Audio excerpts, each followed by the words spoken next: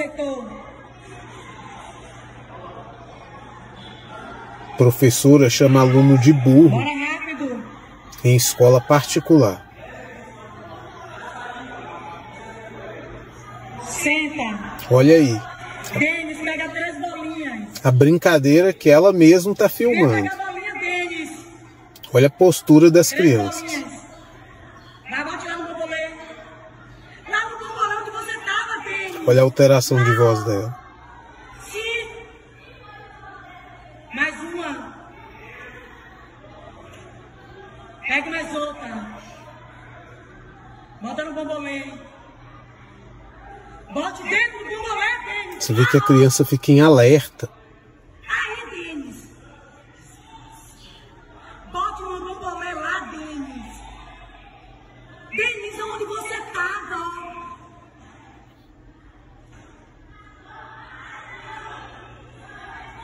Ajude aí, por favor, Miguel. Manda ele colocar aí, Miguel, por favor.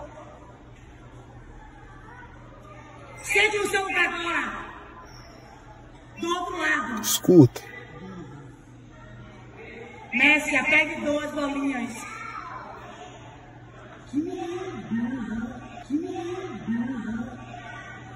Pronto, Messia. Isso que ela tá gravando o vídeo. Imagina como ela comporta quando ela não tá gravando. Sentou. E aí ela continua aí conduzindo a brincadeira pedagógica, mas o mais importante é que, assim, isso é uma escola particular. Julinha sumiu, né? Quanto a gente investe numa escola particular para dar o melhor aos nossos filhos, tornar eles mais plenos, mais potentes, mais preparados, e lá ser o lugar onde está bloqueando, fragilizando e criando traumas que vão ali deixar os nossos filhos paralisados. Primeiramente, o que a gente precisa ter em mente é que um professor normalmente não faz isso. A maioria dos professores são bons. A gente não pode aqui demonizar a figura do professor. Principalmente porque o professor se torna professor por vocação, né? Ninguém se torna professor atraído pelos salários. Ah, vou me tornar professor porque lá paga bem. Não. A pessoa vai porque tem, né, aquela vocação, aquele objetivo de mudar o mundo, de tentar fazer o seu melhor para ajudar a mudar o mundo através dessas crianças que estão estudando. Mas assim, às vezes vai parecer professor ruim, né? E o problema é que quanto estrago um professor só ruim é capaz de trazer na vida de tantas crianças, porque todas as crianças que passarem na mão desse professor vão carregar consequências aí para o resto da vida, né? É muito complicado porque, neurocientificamente falando, esse vídeo é muito bom, inclusive eu vou mostrar a você nesse vídeo isso, porque que neurocientificamente falando, uma situação como essa, às vezes uma situação como essa é capaz de trazer tantos danos para a vida de uma criança. Porque uma situação impactante dessa maneira, uma situação extremamente estressante como essa, com a criança que está em alerta, que está sendo exposta na frente dos outros, uma situação dessa pode mudar a estrutura do cérebro dela, muda a estrutura das conexões neurais. E isso pode ficar pro resto da vida, principalmente acontecendo nessa fase, que é quando o cérebro dela ainda está se desenvolvendo, porque é uma criança pequena, né? E se você está nesse vídeo e fala assim, ah, não, na escola do meu filho é 100% segura, lá não tem risco nenhum disso acontecer, então nem vou assistir o vídeo. Gente, deixa eu te falar, esse tipo de situação de alto impacto, de alta exposição, pode acontecer em qualquer lugar. E as chances disso acontecer são grandes, viu? Não estou falando de ofender o seu filho, de xingar, mas essas chances de situações estressantes e impactantes, a chance de acontecer isso é muito grande. E às vezes, quando tem situação de ofensa, às vezes acontece até dentro da sua casa, sabia? Às vezes você ofende o seu filho, sem nem ver. Mas que menino incompetente, eu te peço e você nunca consegue fazer. Mas que menino lerdo, nada que faz direito. Que menino burro, todo lugar que vai as pessoas passam você para trás. Gente, eu sei, né? Eu sei que ninguém fala isso por querer. Mas biologicamente você é uma figura de autoridade na vida do seu filho. E eu sei que você está cansado de explicar 1 milhão de vezes e o filho repetir o mesmo erro 1 milhão de vezes. Mas tem certas palavras que não podem ser ditas nenhuma vez, porque biologicamente a sua figura de autoridade vai fazer com que essas palavras fiquem ali impregnadas na cabeça da criança.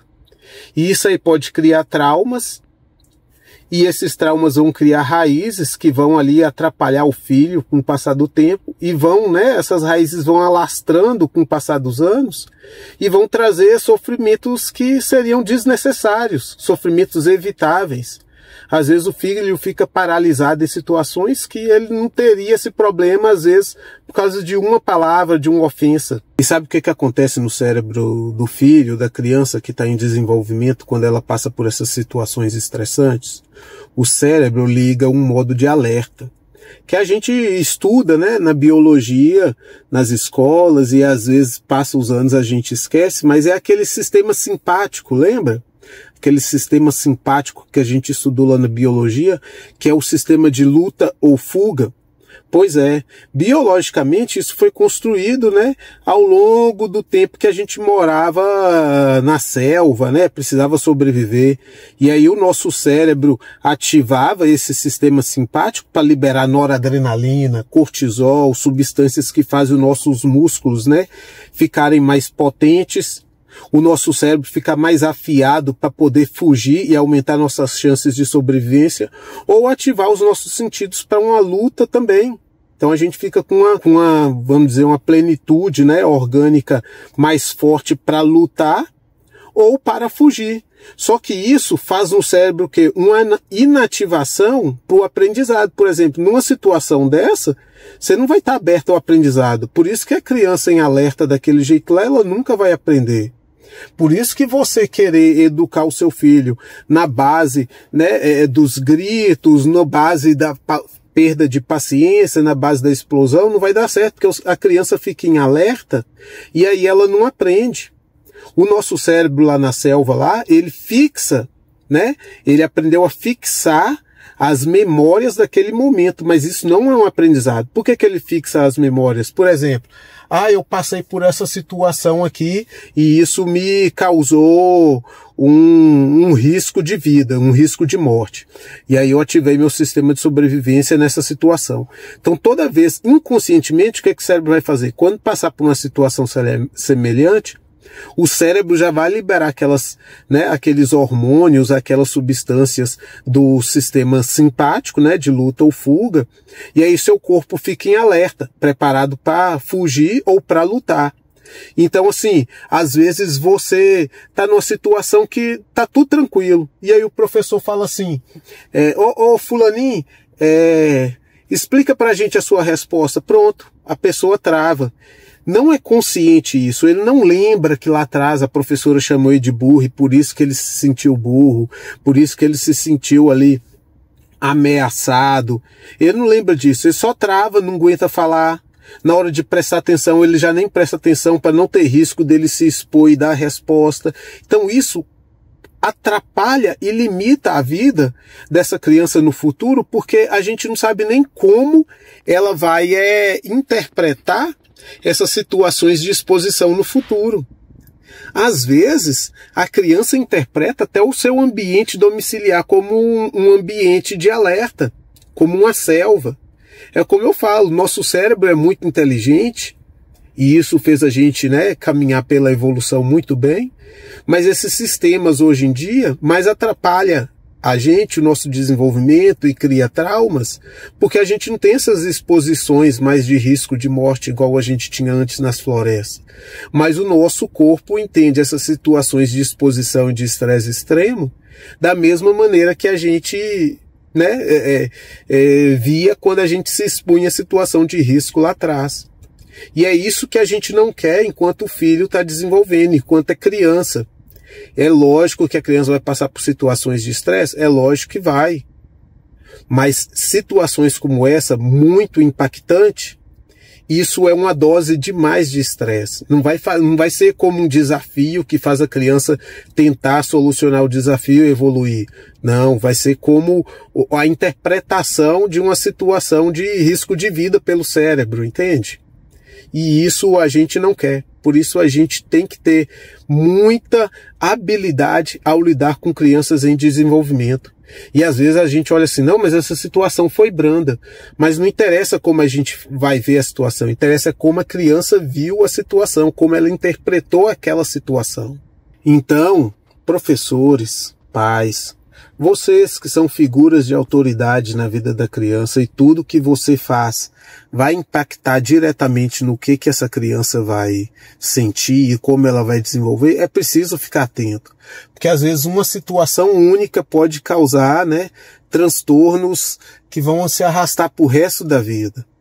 É lógico que a gente não vai tirar as situações estressantes, os desafios, mas a gente vai ser ali o adulto, vamos dizer, um amortecedor para a criança enfrentar aquilo com a capacidade de tentar se elevar, de tentar resolver, tentar crescer e se tornar cada vez mais forte e não paralisado. É lógico que a criança tem que ir para a escola, pais.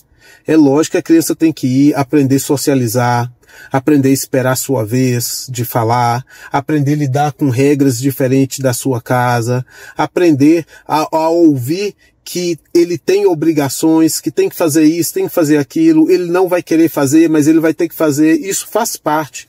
Mas a figura do professor ali, na idade certa, quando a gente não coloca a criança muito cedo na escola, por mais que os professores sejam bons, colocar muito cedo na escola também é um estresse muito elevado com uma criança pequena, criança de 1 ano, cedo demais. Mas a criança que já está maior, que já pode ser conduzida, pode ouvir, pode conversar, tem que colocar na escola mesmo e tem que aprender a lidar com os desafios, tanto na escola quanto em casa. Mas precisamos ficar atentos para a gente não criar esse ambiente de alerta na nossa própria casa. Porque tudo que a gente fizer vai atrapalhar o desenvolvimento dos nossos filhos, com certeza. Porque família é construção diária e só é de tijolinho em tijolinho que um dia a gente vai construir aquela estrutura familiar que a gente sempre sonhou em ter.